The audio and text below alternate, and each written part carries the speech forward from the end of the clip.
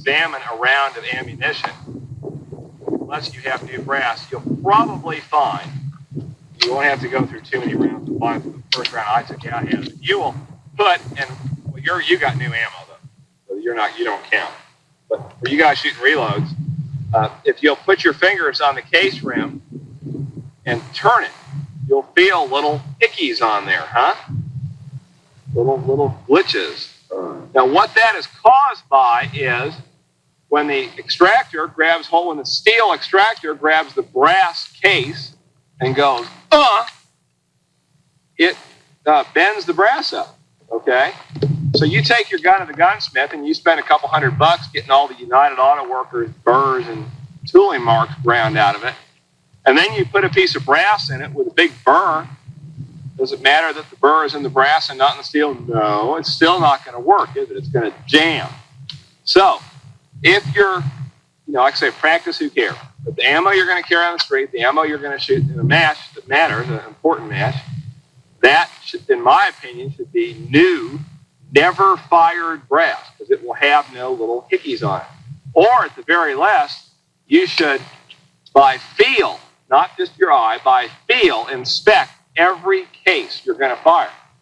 Now, in the last couple of years that I shot, I really didn't care about that much. I didn't do the new brass deal. But what I would do was, real quick, an hour before the match, try to scrounge some ammo up, and then sit in my car, or like before each stage, I have 200 rounds of ammo, and I'd sit there with my towel. You guys see me do it. I have a little towel with me, and I sit there trying to find, sorting ammo, trying to find 40 rounds that doesn't have a bad hickey on it. But that lacks, style, but it'll work. Doing that, since I've gotten onto that deal, I have not had a malfunction in a match. Which, doesn't mean that I won't. But look, if the gun isn't broken, you got perfect ammo, it has to run. It can't not. It will run. Now, you say, oh, well, that's why on the street you ought to have a revolver. Let me tell you something. I do these schools for cops, and revolvers malfunction more than autos. Now, you may get the, oh, you're crazy. There's no way revolvers malfunction autos. Think about it a second. The reason why the Army picked this gun over the double-action Colt 45 long rifle was that in their field tests, this was more reliable. What were their field tests? Well, they took a bunch of guns and they had a wooden border and they had a bunch of dirt. They took these guns and they threw them in the dirt. Then they marched a bunch of people over them. Then they picked them up and tried to go shoot them. Well, guess what happens to a revolver if you throw it in the dirt and step on it? It bends. And the cylinder crane springs. And even ignoring that, and of course you don't, probably not going to do it to your gun, but under the sterile range conditions of a gun school like this, these revolvers are so bad out of the box that the cylinder, the end shakes off. They go bang, bang, click, click, click, bang, click, click. Awful gun, just garbage. And particularly revolvers that shoot small pistol primers. Now, I have not seen problems with 44 mags and 45 Colts going on, but I sure see the 38s and the 357s. And you think, oh, well, those guys just don't know what they're doing. A guy that had his gun worked on wouldn't have that problem. Bull, go to a PPC man. Bang, bang, click, click, click, bang, click, click. It's just the thing. Anyway, a 45 auto may be more likely to malfunction than a revolver, but I tell you what, if it's in condition one, it's damn sure more likely to go bang once. Some bitch is going to shoot once. It may not shoot twice, assuming you stay away from Myron's reload.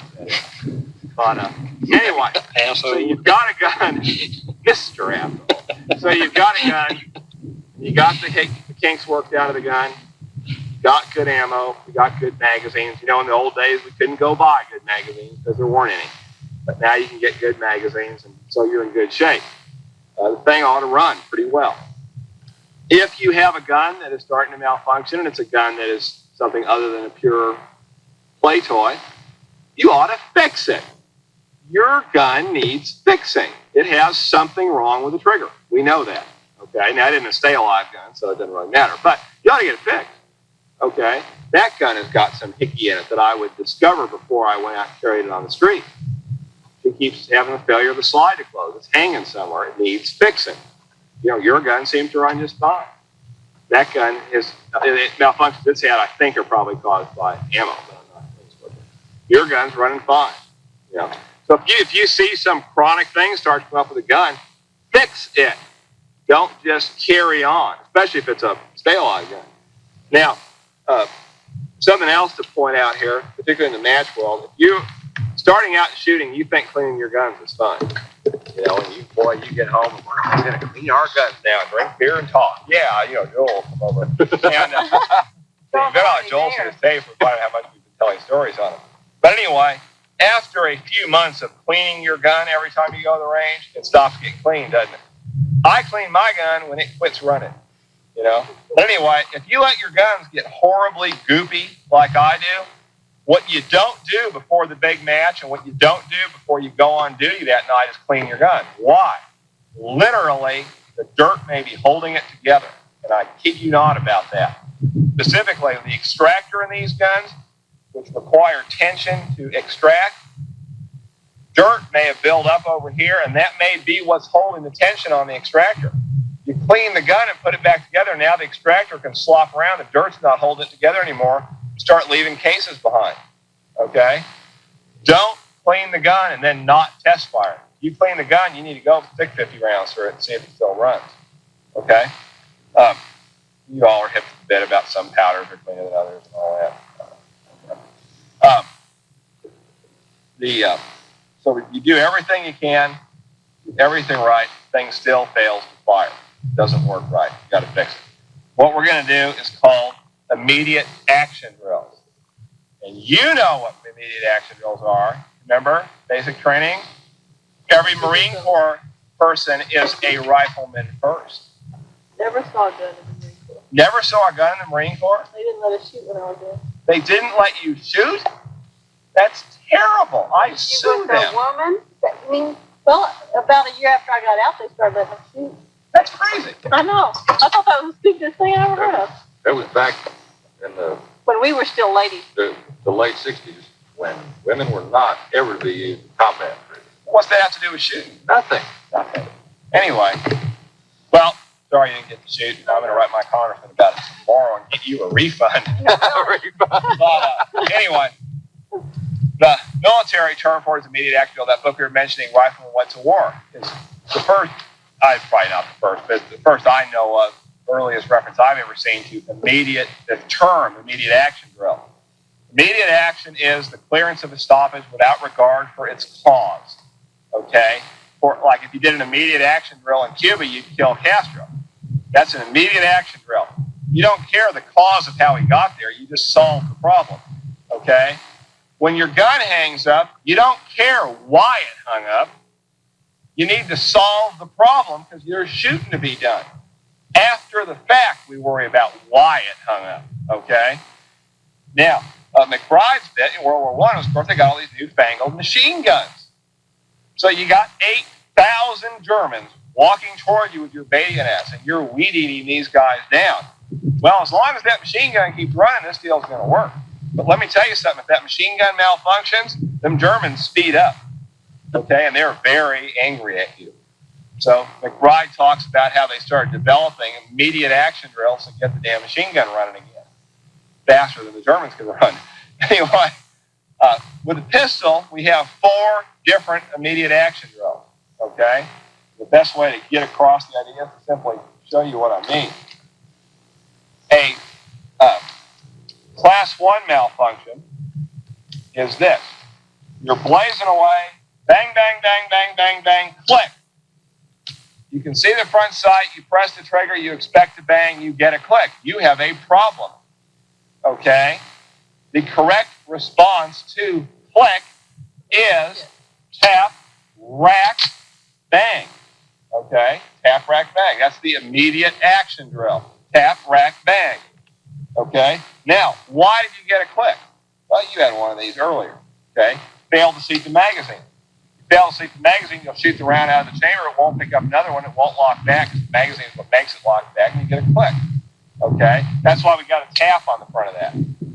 Now, we said, what if the magazine's already seated? Well, so what? It's quicker to make sure it's seated than it is to check and see if it is seated. Tap, rack, bang. You got a dud round, you'll rack it out of it. Okay? Now, that is not to be confused. You know, that's named after the famous Chinese gunfighter, tap, rack, bang, relative to Alan Wong. And you don't want to confuse that with his cousin, old tap rack or rack click. Rack click is the one to stay away from. Don't sit there going rack click, rack click. You got to tap, then rack. Okay, you got all this straight now, don't you? Tap, rack, bang. Okay, that's class 1 malfunction. You see what's going on there, immediate action zone. Now, big red asterisk, which we have seen demonstrated in this class, see below. If, when you rack, you see an empty case come out of there, unless your life rides on going bang right now, stop, cease, and desist. How could an empty case be in there to begin with? Okay, probably because there was no powder in it. Okay, and when there's no powder in it, you've got a primer that will not knock the bullet into the barrel, probably far enough for you to succeed in chambering it around. I meant to do once, and I talked about it, like most things I talk about, I never did. I was going to do a thing once and find a primer that could reliably knock a bullet out. I figured probably some Magnum primer, Magnum rifle primer or something, could actually clear a bullet out of the barrel, which I thought would be a smart thing to use those primers anyway. You know, never got around to it. I don't want you to do that. But anyway, and if that happened, you saw what happened. We had 2 of them today. You got to go knock the bullet out of there. Now, what happens if you shoot the gun anyway? Well, I'll tell you because I've done it. When I went through this school in 1976, I couldn't shoot very good, but I could really do malfunction clearances. So I've got that gun that you guys were looking at last night. I'm blazing away on this deal, and bang, bang, bang, bang, click. Oh boy, something I know how to do. Tap, rack, blurp. Well, I had a squib. And that was in the old days before we had Dillon reloading presses. You had the trays. Well, I missed a row. Well, I turned out I had 5. But anyway, that was the first one. I remember going, and no big deal. Kicked a little more, hit the target. Hit it twice, in fact. And it didn't blow up, it just blows the barrel, and the action comes back about that far and just locks because the bushing hits the swell. The snake that's swallowed a rat. And I kind of tug on it a while and realize what I've done and, turn over and go like this. Jeff, he laughs at me. And anyway, that was that. I have, in the course of time, see, you guys were pretty safe because you got your clicks before we did malfunction clearances. Well, you would have caught it anyway. But after you do malfunction clearances, you're all geared up in this thing, and click, oh my, yeah, right. I have saved maybe 10 guns over the years, and I've not made it to a couple of others. Because, you notice you all heard that little funny sound. It makes that little, well, with 3 people, you catch that. With 8, and people are shooting all around you, you may not catch it. And we had a family in Oregon, guy and his sons, they had all new Barstow barrels in all these guns. It ruins the barrel then. Oh, it's gone. And Throw away. And it blew one. I say blew, nothing comes apart, but it wrecks it. And I caught a couple others. They got back their tuition on their Barstow barrels. Anyway, if you got your ducks in a row on ammo loading, you'll never have that problem. On the other hand, if you don't have your ducks in a row on ammo loading, you will have that problem. You all are aware of Dillon's new magic deal that forces the powder bar back.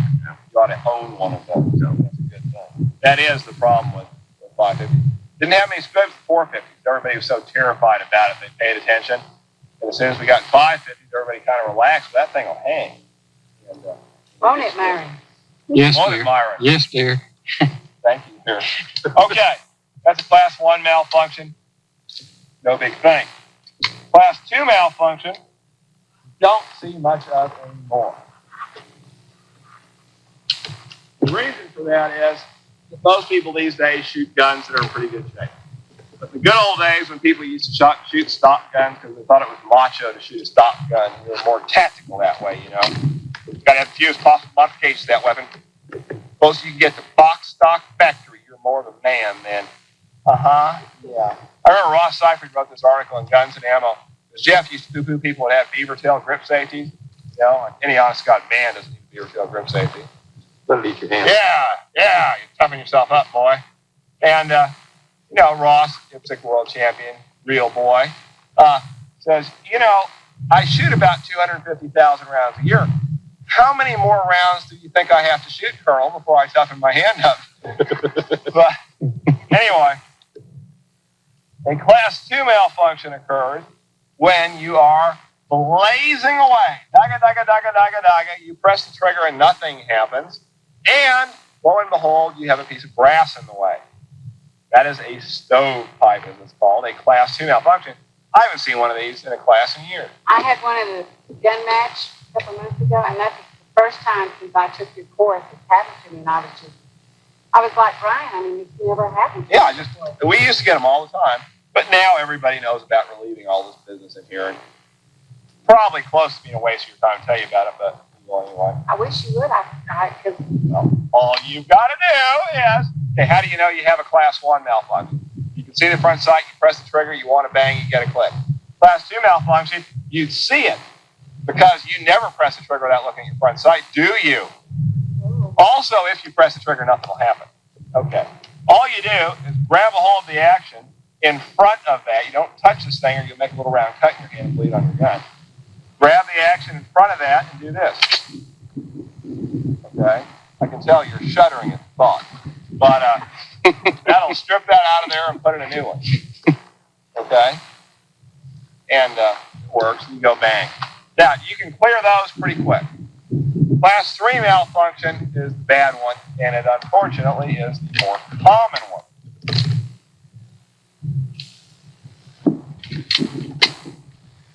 Class 3 malfunction occurs, you're blazing away. Bang, bang, bang, bang, bang, nothing. You can see the front sight, you press the trigger, no bang, and no click. Okay, in other words, some of it's jam.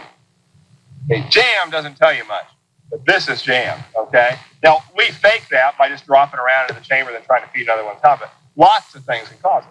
You've been having class 3 malfunctions, okay? Somebody else had that. Class 3 malfunction, you've got a problem. Class 1 and 2 malfunction, you get it fixed in a heartbeat, you're not even out of the war. Class 3 malfunction, well, that's where you throw that gun on the floor and grab another one, you know. Class 3 malfunction is when we dig a little hole in the ground and hide, because you're not going to fix this in a hurry. No, here's the drill on a class 3 malfunction. Blazing away, press the trigger, nothing happens. Look at it. First thing to do is look with your little eyeball and see what the problem is. You may be out of ammo. We may not have counted, okay? So if you look in there and you see that you're out of ammo, well, then you know what to do. Trade magazines, right? Okay? As you gain some experience with the thing, quite honestly, you may look in there like on her gun. You know, you go, oh, okay, I fix it 2 or 3 times, so I know what's wrong with it. And all I do is pull the slide back a little bit and let it go. I mean, you get some little shortcuts to this, but here is the catch everything deal for a class 3 malfunction. Look at it. You say, yes, I have a problem. You know, Houston, we have a problem. Okay. 2, lock the action back. You got to get the spring tension off of the thing so you can get it taken apart. To do that, turn the gun to the side like you're going to do a reload. Put your thumb underneath the slide stop, pressure toward the top of the slide, and lock the action back. The ladies typically have a hard time locking their actions back because their hand doesn't want to do that. Drop your thumb down to the magazine, push the button, and strip the magazine out of there and get rid of it. And that may have caused the problem. Rack the action back and forth. Clean whatever's in there out of there. In other words, we're just going to completely unload the gun and remove everything that could have caused the problem. Put it in a new magazine, rack the action, and go. Now, obviously, that is not a quickie deal, okay? And then there's the class 4 malfunction, which Mr. McCormick invented, which is called dive through mud and impact mud over our firing pin so that the hammer cannot get to it. This takes a long time to solve. Anyway, so you can get where you can clear those things out pretty fast. You can say, well, practice just for a couple minutes on each one of them. But the deal here is your mental attitude on the thing. Your mental attitude, once we've covered this, needs to be that if you have a problem, you get it fixed now. No raising your hand, no asking for help. Get the problem solved. Like you probably just could have shot the gun off your hand. You know? He-Man! No problem. Actually, the disconnector would have stopped you, but But you could have tried.